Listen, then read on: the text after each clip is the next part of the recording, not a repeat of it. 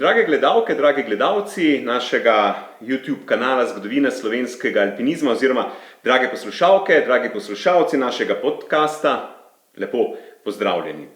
Z vami sem ponovno Peter Mikša in pred nami je nova zgodba, nova epizoda iz zgodovine slovenskega alpinizma. Danes sem na Gorenjskem pod severnimi stenami Grintovcev. Na prav posebnem kraju sem na Jezerskem, natančneje sedim za mizo v Šenkovi domačiji in to s človekom, ki nosi alpinizem in smučino v krvi. Kdo je moj današnji gost? Kdo je naš današnji gost? To je Andrej Drejc Karničar. Lepo pozdravljen. Dober dan, Bog daj. Govorimo o članu znamenite alpinistično-smučarske družine Karničar, ki je doma iz Zgornjega Jezerskega. Drejc je svojo plezalno in smučarsko pot začel v okolju, ker lahko rečemo, da je v bistvu plezanje in alpinizem skoraj naravna danost. Že kot mlad fant je pomagal na Češki koči, ki jo je družina Karničar več desetletij oskrbovala.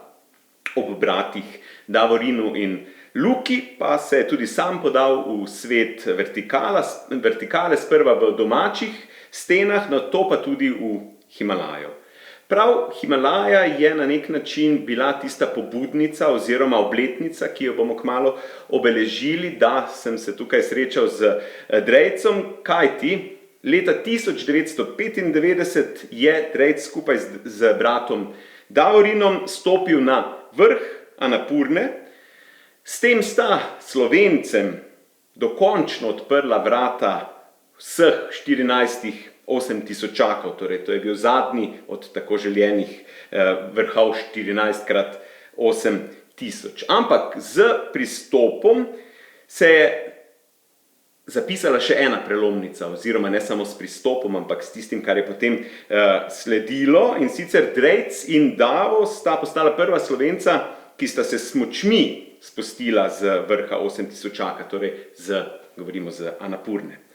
Drejc je tudi gorski reševalec in sicer v lokalnem društvu GRS Jezersko. Ne samo, da je reševalec, več kot 20 let je vodil tukaj lokalno društvo in seveda sodeloval na reševalnih akcijah. Med letoma 2006 in 2010 pa je bil podpredsednik Gorske reševalne zveze Slovenije.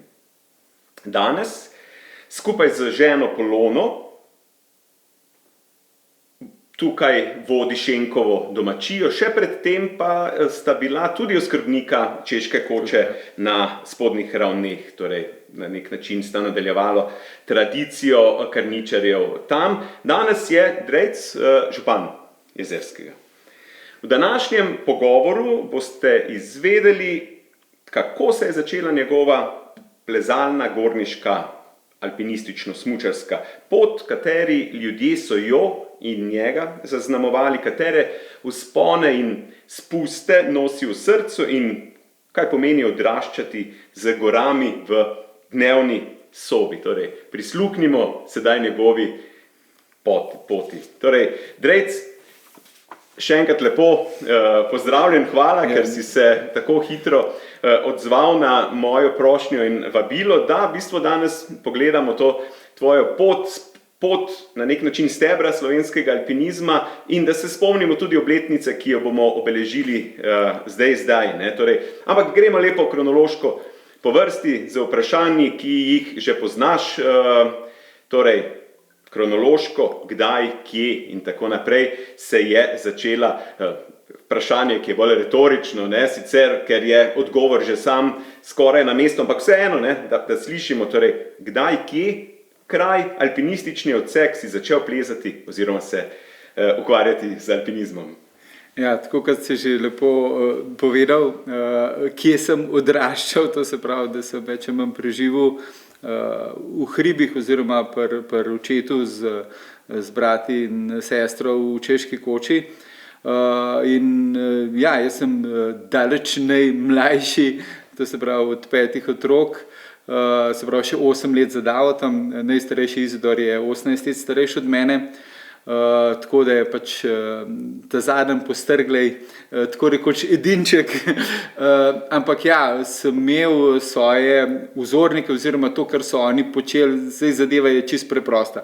Sem želel početi tudi jaz, tako da ja, to je prišlo čisto zelo spontan in ena od mojih prvih alpinističnih tur, smeri, ali pa mogoče prav čist prva, je bila, ko me je Luka, 13 ali pa 14 let sem bil star, privezal na štrak in sva šla plezati pod Češko kočo in je rekel, zdaj bo pa to prvenstvena smer, čeprav so že oni prej tako po tisti poti oziroma po tistem delu stene hodili v Češko kočo, ampak je rekel, no zdaj tam malo, ko so pa skupaj tole zlezla, bo pa to zdaj Drejcova smer se bo imenovala in tako da to štejem kot svojo prvo, moj prvi stik z alpinizmom, drugače je pa nemška smer tista, ki smo jo Jezerjani oziroma ta domač, to je najbližja smer, ki ima vstop najbližje Češki koči, no.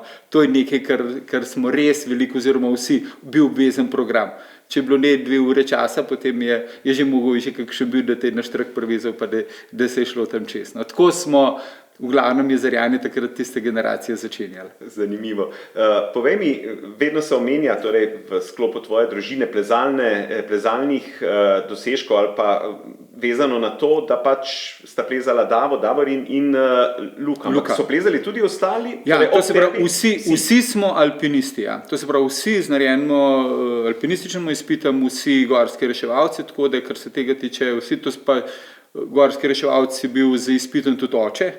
Mami je bila pa pravzaprav zelo hribovka. Mislim, ona je bila pa tisti hribovc po duši, ni plezala, je pa ona, bom rekel, najbolj bila tako od, še bolj, no, to hočem poudariti, še bolj kot oče, se zdi, da je bila še bolj ona po duši hribovka, je po noči ostajala zato, da je lahko turo naredila zaradi dela, ki je čakal čez dan in tako naprej. Mislim, je bila res, tako da smo bili vsi nekako zelo povezani s temi hribovskimi navadami.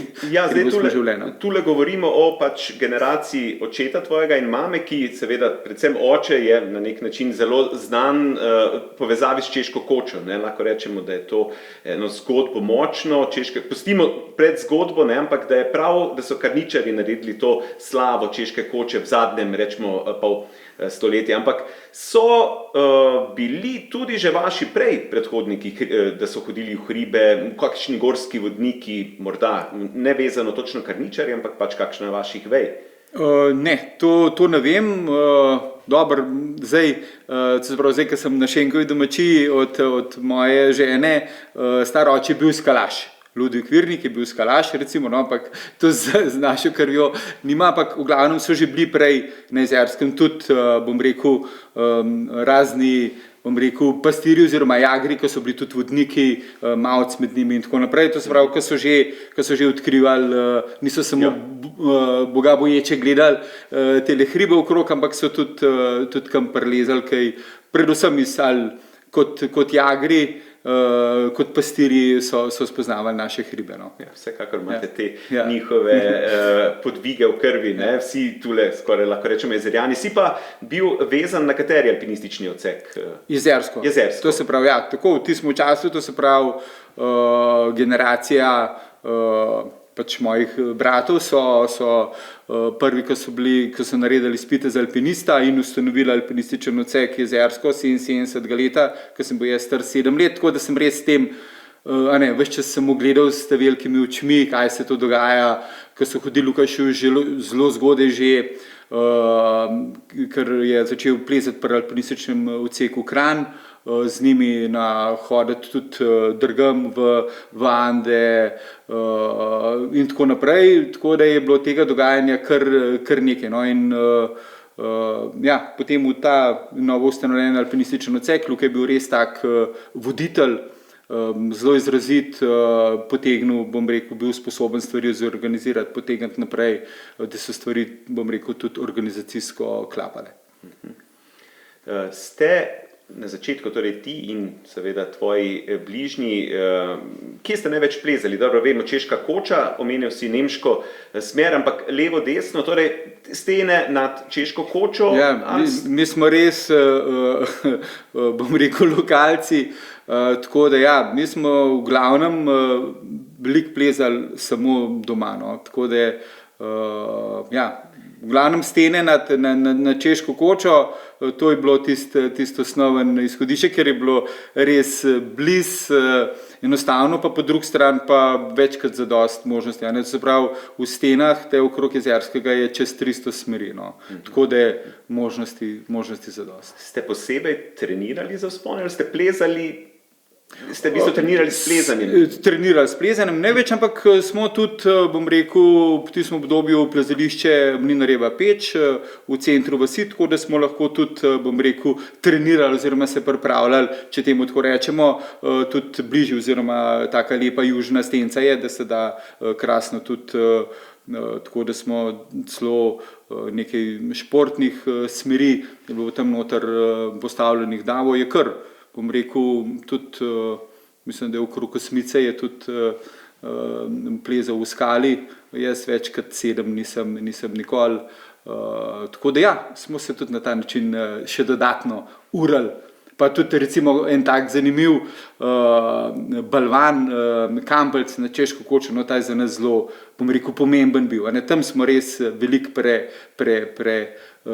zdaj bi temu rekli, da so balvanirali, ampak mi smo pač tam se zvirali, trenirali, ja, dajali drugmu izzive.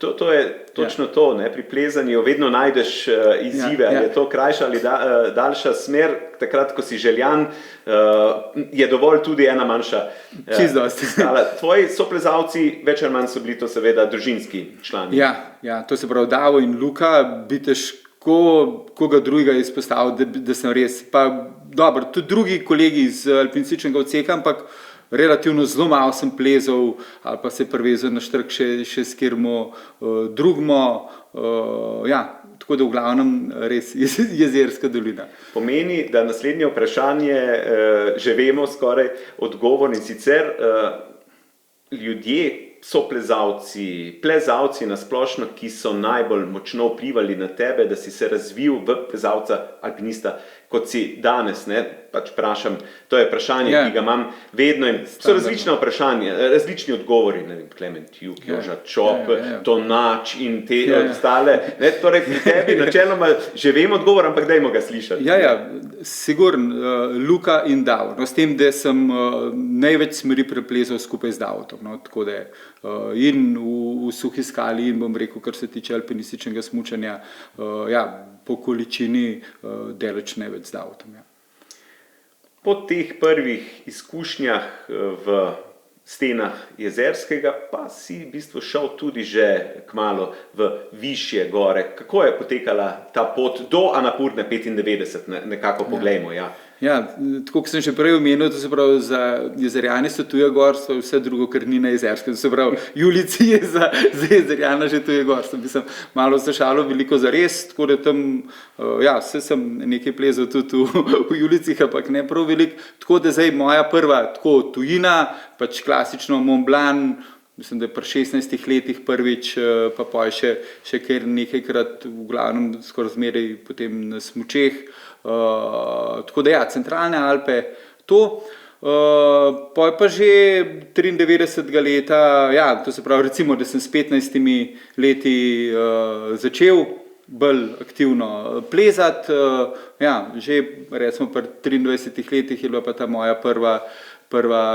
odprava na Šišapangmo, to se pravi želja smučati z 8000-aka, to se pravi Matej Kranjc pa Luka sta smučala iz pika komunizma, to je bil do takrat najvišji, pač 7500 približno, toliko je visok pik komunizma, najvišji spust za Slovence in je bil to. In takrat je bila ta scena alpinističnega smučanja v Sloveniji izjemno živahna. mislim, da ni bila ne prej, ne poj, nikoli. Tudi organizirani smo bili, ustanovili smo svojo podkomisijo za alpinistično smučanje, znotraj komisije za alpinizem.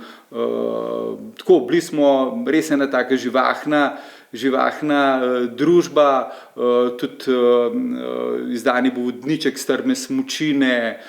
Ja, na tem področju se je takrat veliko dogajalo. Je bilo zelo zanimivo, zelo pestro in zelo tako vzpodbudno, tako kot danes rečejo vrhunski športniki, zakaj so, ne vem, Švicarji pa toliko dobri. Zato, ker jih je toliko bilo dobrih in so drugega vlečejo naprej. Takrat je bilo pa tudi na področju alpinističnega smučanja res veliko sredin, ki smo se zelo veliko s tem ukvarjali in tudi smo, bom rekel, hodili skupaj, delali alpinistične ture, ocenjevali, primerjali naše ocene.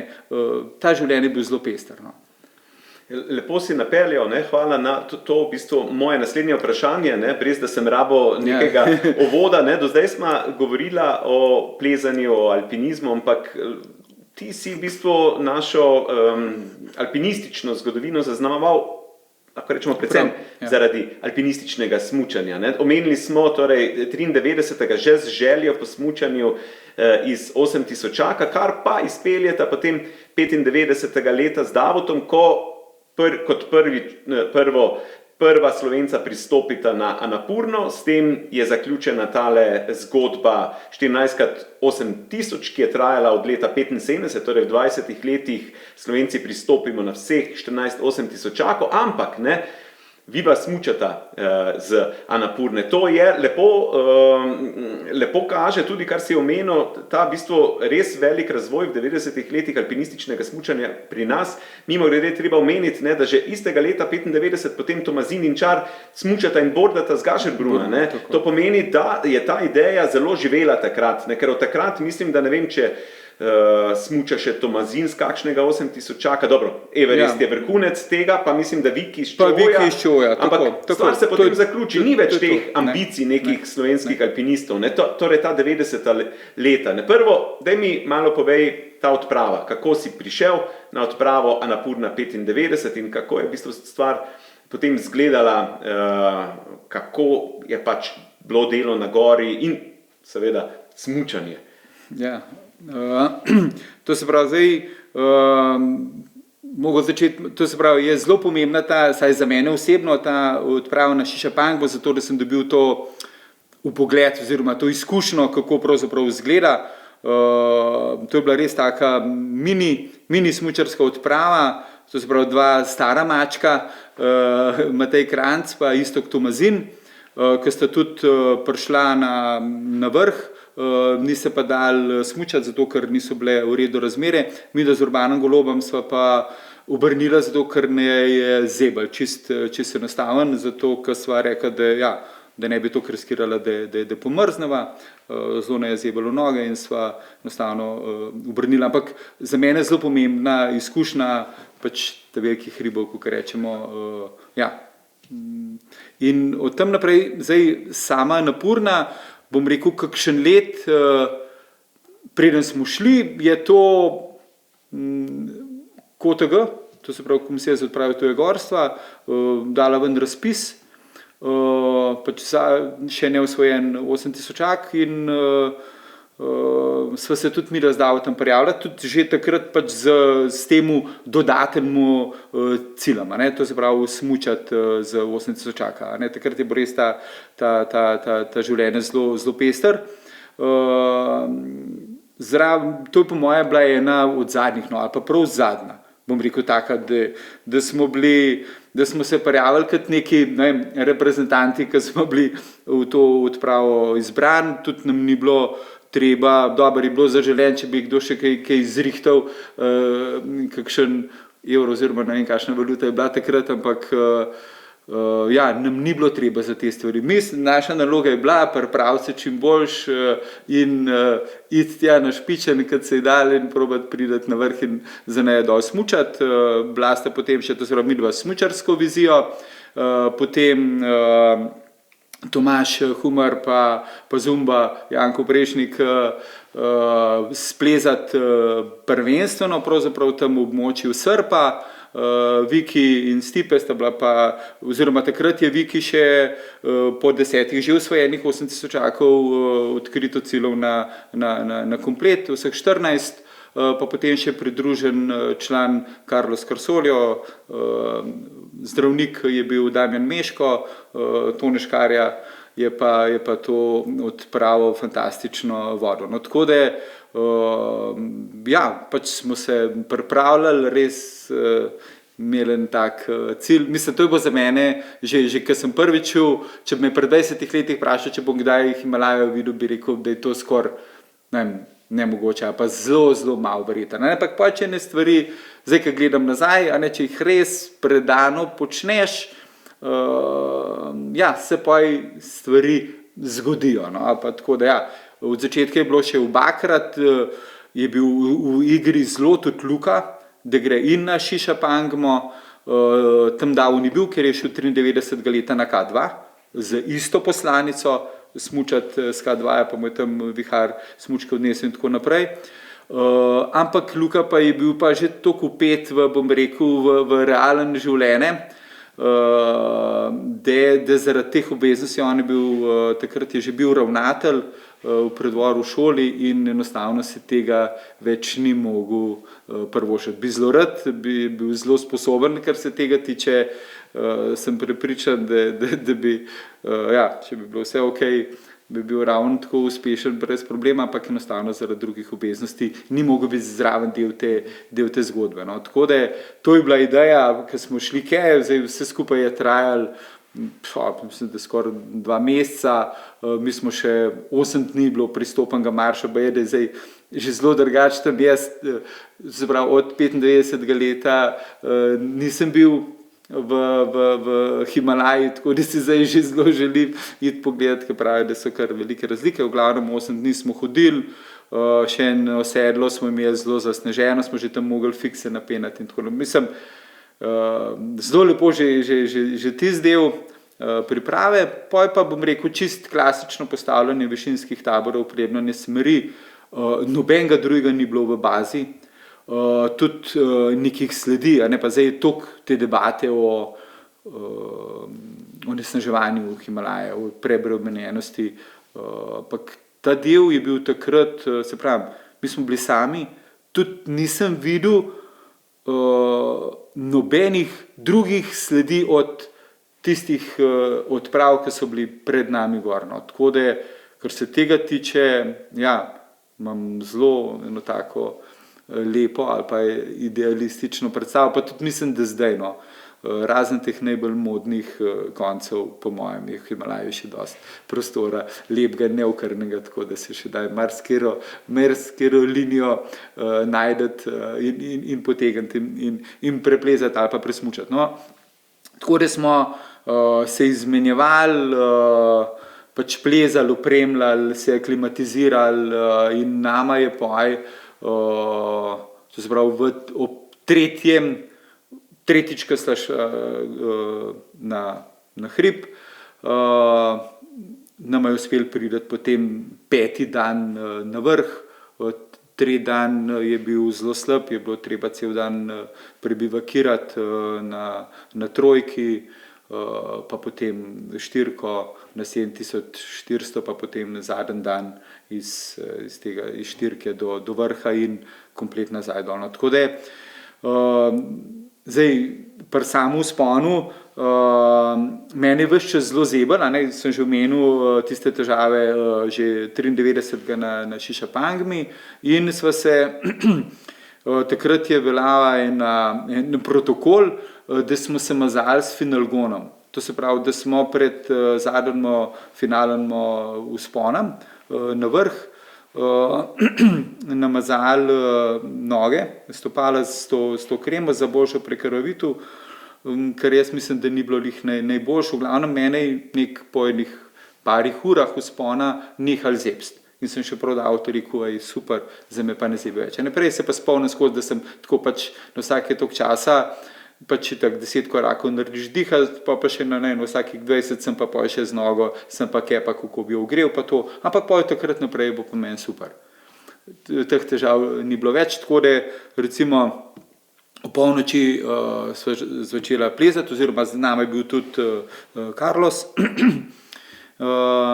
Carsol je ta iz Mehike, in smo potem ob cirka 9 bili na vrh. Bil je fantastičen, res tak summit day, tudi popoldne ni bilo spremembe, mislim, to mi je bilo res nekaj neverjetnega, ker prej je bilo skozi tako, dopoldne lepo vreme, vsako popoldne v trenutku sprememba, še malo snega, to je bil čisti klasičen ritem, tisti dan do večera šajba, tako da je brez kakšnega posebnega vetra, mislim, to je bilo res nekaj veličastnega, tako da je pač gor.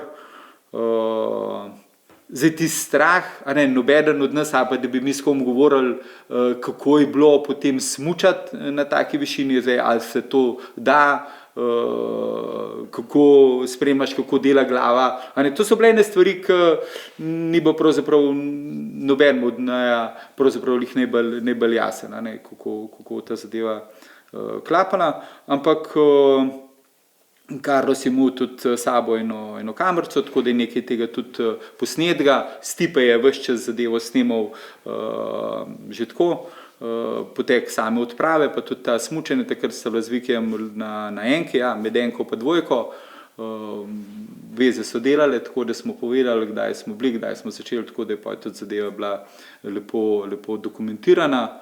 In je še pravzaprav zelo v redu, ker vršen del je kar sploh kuluar, strm, je bilo trdo, ampak ne pa ledeno, tako bom rekel. Tako da se je dal nekako to varno, tisti prvi zgornji del, tisti je bil, bom rekel, najbolj nevaren, najbolj izpostavljen, ker tudi od spodaj je bila pravzaprav stena, ni bilo nekega lepega izteka. Potem v zgornji del je tak ogromen, to je taka streha napurne, ne prestrma, zelo širok, ki izvoha dol, sam da je nepar zvohov skupaj.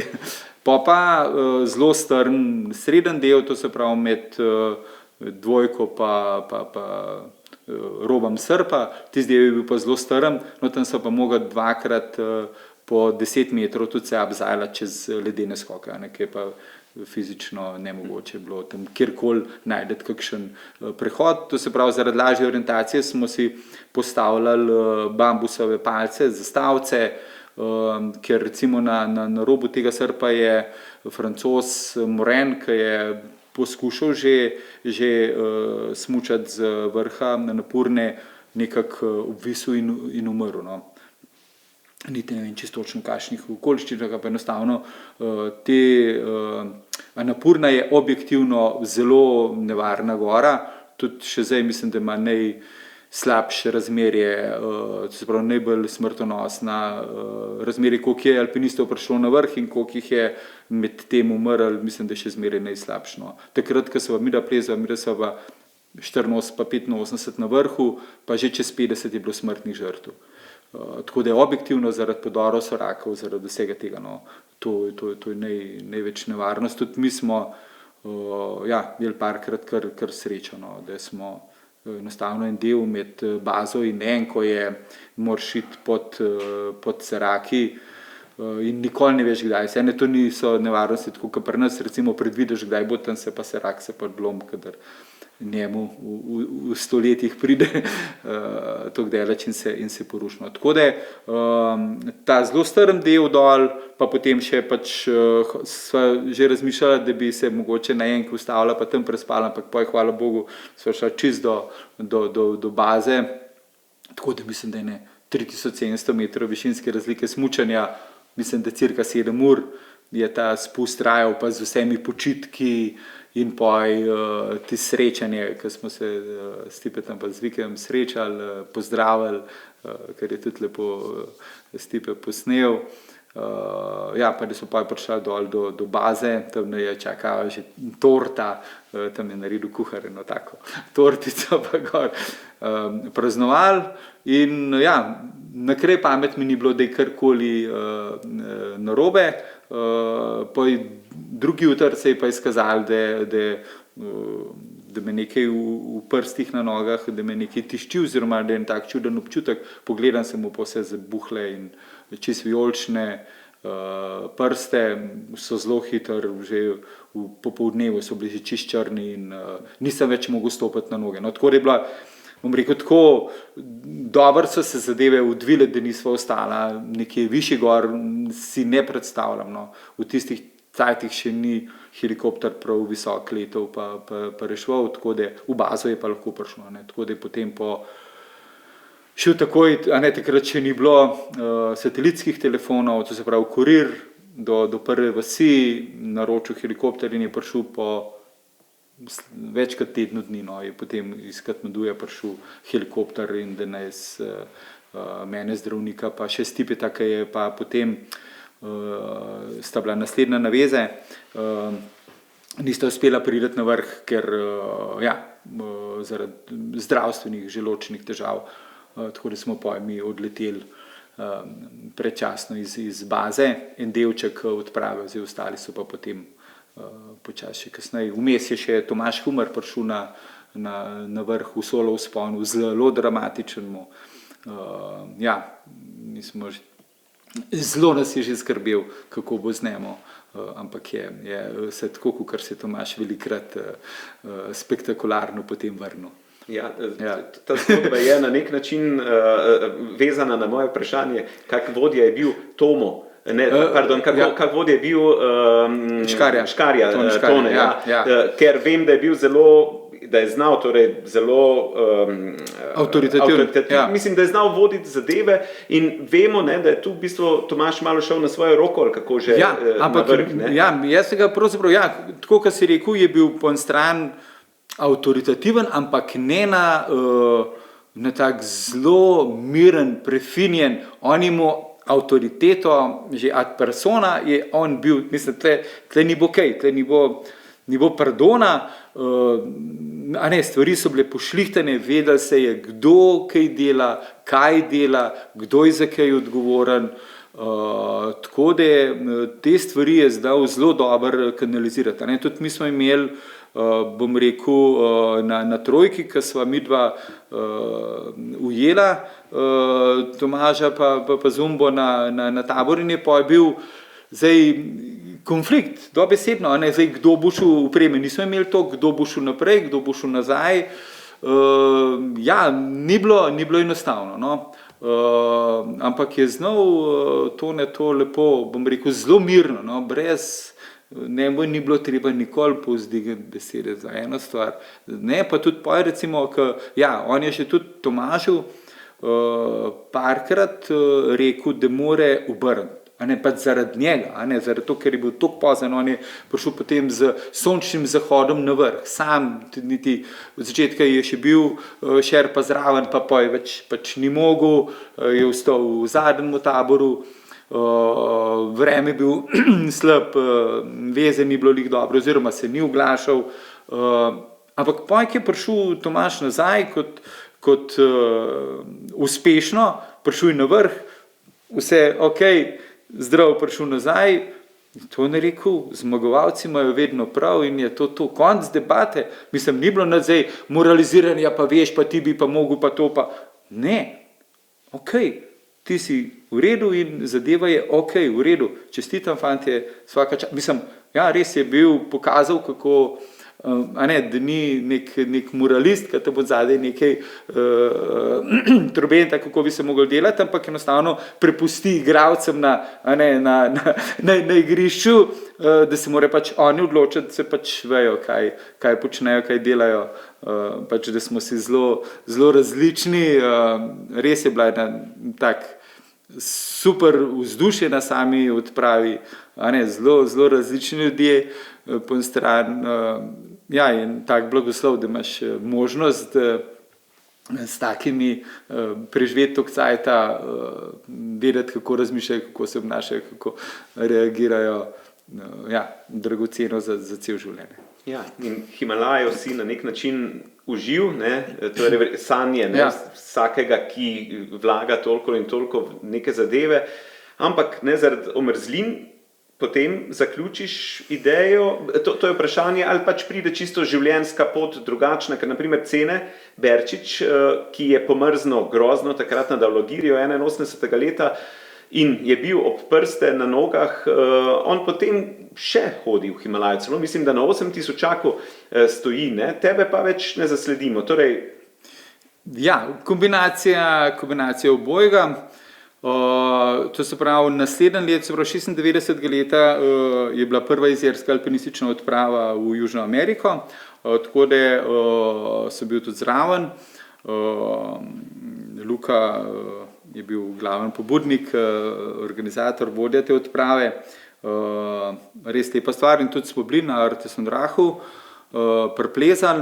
Ja, v Himalaju pa bom rekel, kombinacija obojga, in tega dejstva, da je mene zelo zebe, oziroma me še zmeraj izjemno zebe, oziroma smučam težko, mislim težko, saj smučam z veseljem, ampak me res zelo zebe. In ta riziko, da bi zgubil še del stopala, zdaj brez prstov gre. Jaz lahko več ali manj vse stvari normalno v življenju počnem, tudi brez prstov na nogah. Dobro, ne morem po cesti, ne morem kakšnih maratonov teči ali pa tega zelo težkih smeri v skali, je pač težje, pa tudi prej jih nisem bil nek hud skalen plezalec, ampak drugače se pa da, ampak ja, ta riziko, bom rekel, stati brez dela podplata se mi je pa zdel enostavno malo hud, malo prevelik. Zdaj, druga stvar je pa življenjska zgodba, že takrat se mi je zelo, verjetno tudi zaradi tega dejstva, usidral v srce, mislim, da je od Herzoga misel po leta 50, po osvojenem prvem 8000 za Zemljane Anapurno, da so še v življenju druge Anapurne. Ja, tako da me je bom rekel, po nesreči na Okrešlju Luka, ko sem prevzel vodenje domače gorske reševalne službe, do, bom rekel, tega, da sem začel učiti v šoli, da do tega, da smo se tle ženo odločila, da bova začela z preusmeritvijo oziroma s turistično kmetijo, so vse, bom rekel, življenjski projekti, ki so moje življenje na nek način usmišljali. Bom rekel, od Anapurne naprej zelo drugačna zgodba, recimo Kadavo, ki enostavno zadevo nadaljuje že takoj naslednji let poskus na Everestu, pa potem druge odprave, pa 2000 leta, ko mu uspe smučati z Everesta kot prvemu in tako naprej. On je skozi rabil to vrstno, bom rekel, če rečemo športno ali pa potrditev ali pa, enostavno to je bil del njegovega življenja, ne glede na to, kaj se mu je drugo dogajal, je bila to skozi zelo jasna špura. Jaz sem bil enostavno za Napurno potolažen, oziroma izpolnjen, čist, bom rekel, zadovoljen na tem področju in tistega ognja, ker enostavno zato, da si ti uspešen v Himalaju ali pa na alpinizmu nasploh, moraš to početi ves čas. Tudi takrat je bilo za mene od 15 do 25 leta, jaz nisem drugega počel, pač hodil v šolo, ker sem mogel, drugače pa vse, kar se prepričeval, je to, kam bi šel plezati, pa te stvari. Mislim, in če to ni, ne moreš kar iti, nekam v hribe, nekaj resnega, tako malo za zraven, če imaš lih čas, to ne gre. Tako da zaradi tega, bom rekel, zaradi teh, življenjskih okoliščin se spremeni, so drugi cilji, drugi izzivi, ki me tudi še danes delajo živega. Omenil si, da pri skalnem plezanju imaš občasno ali pa si imel občasno potem težave, ne, zaradi ozeblin in pač posledic vsega tega. Da pa alpinistično smučanje, to je v bistvu zdaj naslednje moje vprašanje. Zdaj smo že omenila smučanje za napurne in tako naprej, ideje o Šišapagmi, nismo pa se zapeljala še toliko na to področje, kjer pa si res pusto izjemen pečat. Davo je bil na nek način tule verjetno nosilec tega, tudi Luka, ampak tudi ti si opravil strašno težke spuste. Sin je slab, smučati sin je slab, ne, večkrat sem ga plezal, ne, in vsakič, ko smo vedeli takrat to informacijo, smo razmišljali, mislim, kako? Plezaš gor po onem ledu, ne, pa rečeš pa kak so tule dol smučali, pa mogoče je bilo veliko snega, pa ne, ampak v vsakem primeru snega toliko ali tako ali tako, spust je bil to izjemen, ne, kako se to, torej ti si bil akter tega dejanja, kako je to izgledalo, torej se smučati čez sini slab. Zdaj, Davo je že prej enkrat to naredil, mi da so potem, zdaj pa ne vem točno kjerga leta, ampak nekaj let prej mu je to že enkrat uspel. Ko so še midva, pač to je bil Davo ta drugi spust, moj prvi in edini in zadnji, zelo vsi moji trije. Jaz sem bil star takrat 19 let, v glavnem, ja, predpogoj je, da je veliko snega. To se pravi, veliko snega, da predrsiš čez ves ta zgoren del, da se imaš kje zaustaviti. To je predpogoj. Če tega nimaš, to ne gre. Pač če si fizično, ampak še vse je pa treba,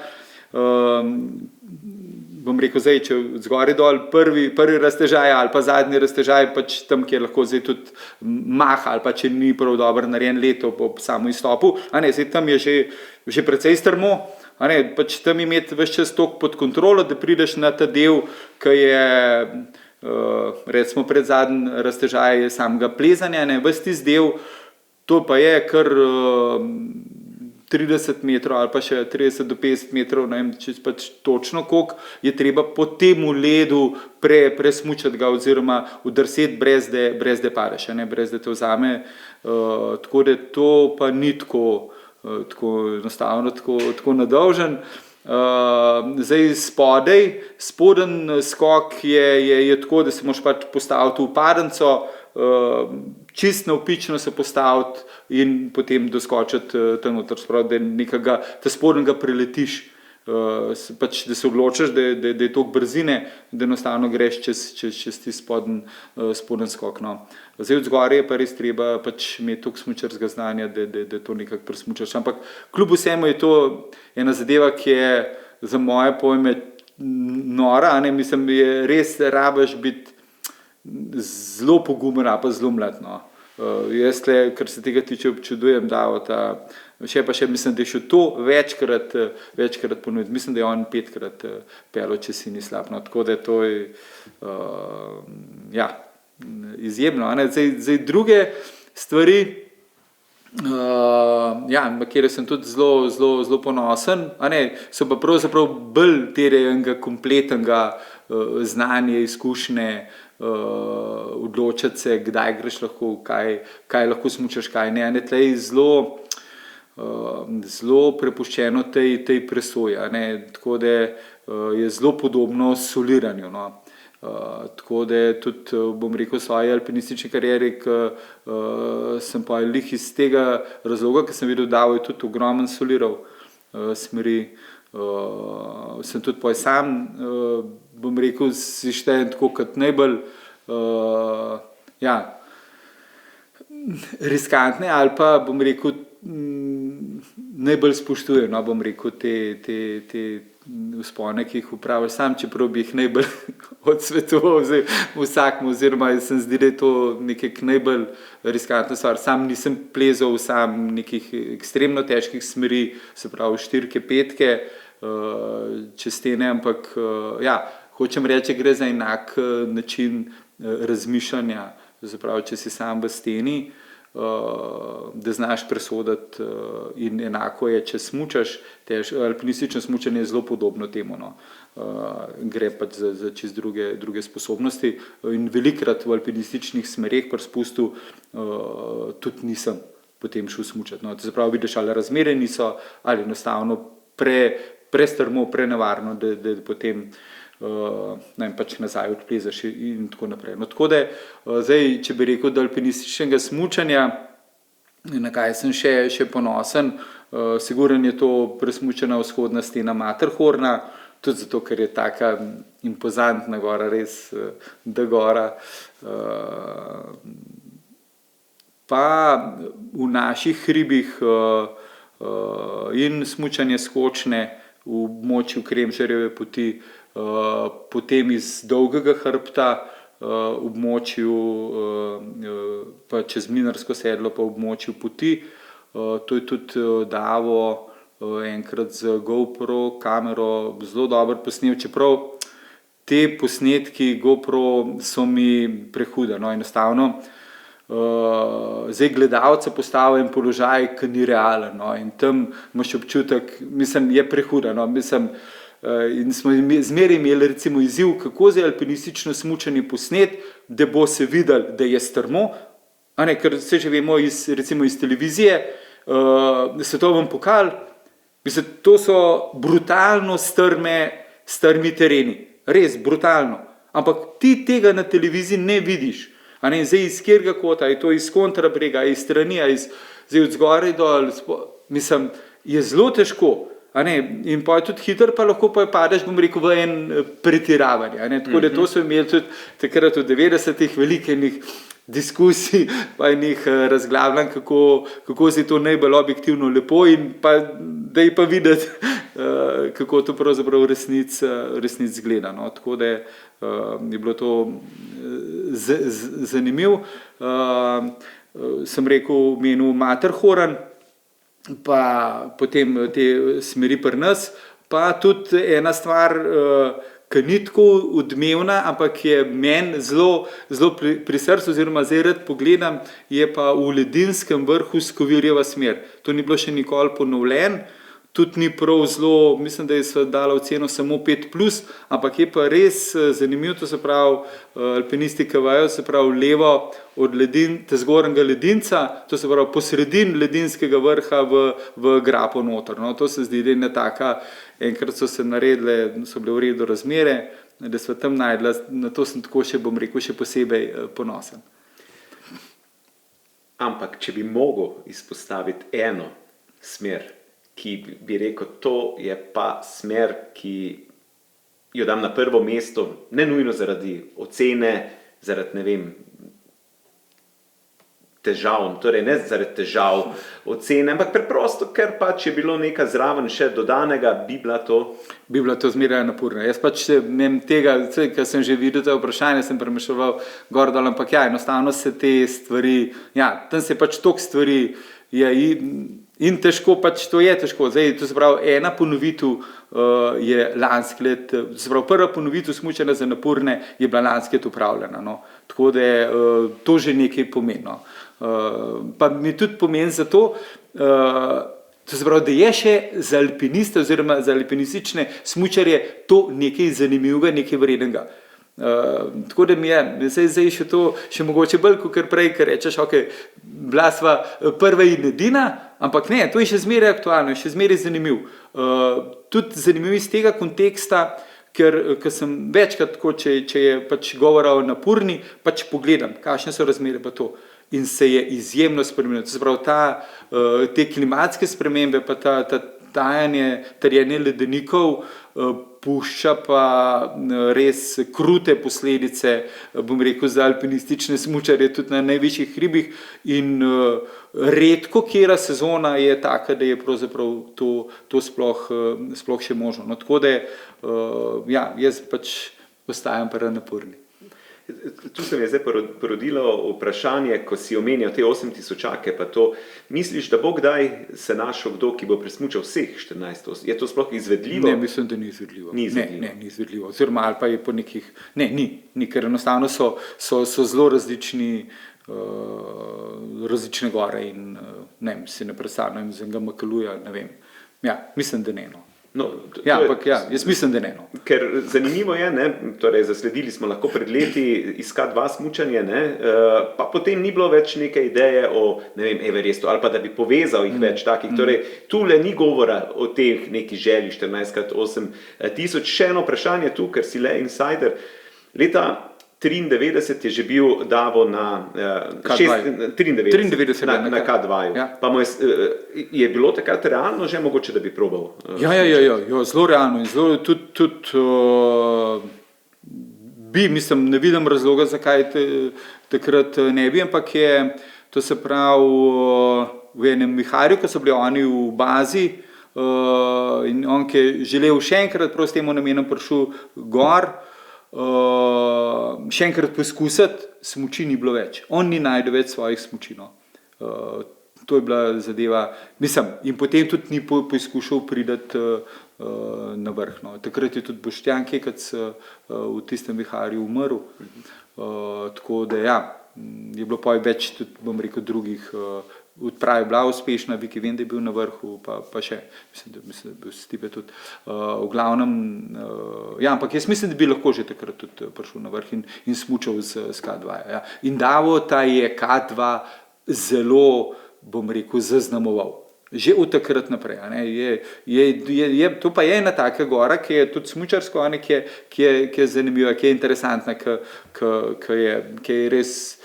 mogoče nek markantna, že sama po sebi, tako je, po svoji obliki, po svoji impozantnosti. Ja. Tako da je onbil in tudi Pojk je že dajo večkrat rekel, da je zaključil, da ne bo več. Ne. Ampak Pojk je pa spet na konc K2 ga je spet spravil nazaj, da bi. In pa je spet že poskušal oziroma že organiziral odpravo in tako naprej. No. Potem je bil pa v istem letu, mislim, da je ta Poljak uspešen. No. Tako. Če se vrnem zdaj na eno zadnjih vprašanj, vprašal sem te, da izpostaviš eno smer, ne, ki je zdaj vemo, ne, Annapurna. Kaj pa obstaja kakšna gora, ne, to je to klasično vprašanje, gora, stena, linija, ki ni bila ti usojena, pa nekje v zadnji, ne da je še želja ampak da rečeš to bi pa res, če bi bilo še prilika ali pa če bi bilo novo življenje, če bi bile zvezde tako in drugače, imaš kakšno res tisto srčno linijo. Omenil si Davota in K2, ne, na primer. Ne, nikoli mi ni tako, da bi rekel, wow, to pa nisem toliko dreamer, ali pa sem toliko realist, me zelo, bom rekel, ko grem v hribe ali pa se pelem ali pa vidim neko linijo, vidim zasnežene hribe ali na smučarijo ali kakorkoli, gledam, absolutno gledam, kje bi se pa dal, jaz ne gledam, kje bi se dal plezati, jaz gledam, kje bi se dal presmučati, absolutno, to me zelo tako na idejni ravni me zelo potegne, ampak hkrati pa tudi vem, tako kot sem že prej rekel, da če bi hotel kaj takega narediti, da bi pač mogel več tega delati. In glede na to, koliko malo časa lahko zdaj dan današnji v realnem življenju temu posvetim, pač nimam nekih mokrih sanj po čem takem, z veseljem grem narediti turen smuk, to se mi zdi, da je tisto, kar je najlepše, kar nam alpinizem ponuja, upam, da še dolgo v obdobjih našega življenja, da bomo to lahko še dolgo časa počeli. Tudi za kakšen staren smučanje, saj še kakšen zavoj 2, ampak vidim, nisem več to, kar je bilo včasih. Pač to moraš nekako sam pri sebi sprejeti. Tudi tle gor pač doma gledam večkrat te razmere, kaj pa, kako pa to, ampak zdaj čist pod resno nekaj težkega, pa ne vem, mislim, da se nam več spravil. No. Ker moje vprašanje pred zadnjo je bilo ravno v tem, če še plezaš oziroma če si še aktiven, kar je seveda utopično vprašanje, da tole vprašam domačina tule pod gorami, ki je tako močno zaznamovan z življenjem, ne, od otroštva, zdaj smo zvedli, da si še vseeno precej aktiven. Če pa greva zdaj izven tega, kaj pa danes še Drejc, Karničar počne. Omenil sem, si župan, imate tule domačijo, kjer se turistično ukvarjate, torej Šenkova domačija. Ja, to je kar, bom rekel, zelo močna dvojna okupacija, ki sem si, bom rekel, sam izbral oziroma pa se pač dal izvoliti. Tako da, ja, ki me zelo posrka, no, in po energiju in po času. Tako da, če se da, grem rad, pa bi šel rad še kaj več tako v hribe, tako in drugače v vseh letnih časih. Drugače pa ja, tudi še kaj drugega počnem, tudi pojem v cerkvenem zboru pevskem, pa potem nastopam v kakšni štori, ki jo poleti igramo na Jezerskem, pa še zmeraj sem gorski reševalec, pač ob tej skrbi doma za našo kmetijo, za turizem, za občane, za to našo lepo Jezersko, ki mi pač kot patriotu, kar so bi, bom rekel, moji starši oziroma moja familija položila nekako v srce. Zelo živim za to, no, da bi Jezersk tako lepo živel še naprej. Ob vsem tem, kar si naštel, si tudi odličen sogovornik oziroma pripovedovalec zgodb iz, rečemo, zgodovine slovenskega alpinizma, in s tem tudi končujemo današnjo zgodbo. Drage gledalke, dragi gledalci, poslušalke, poslušalci, hvala vam za pozornost. Drejc, tebi hvala za te iskrive, zanimive zgodbe, takole, kot je treba. Hvala. Srečno tebi in seveda srečno tudi vsem vam na drugi strani. Se vidimo kmalu.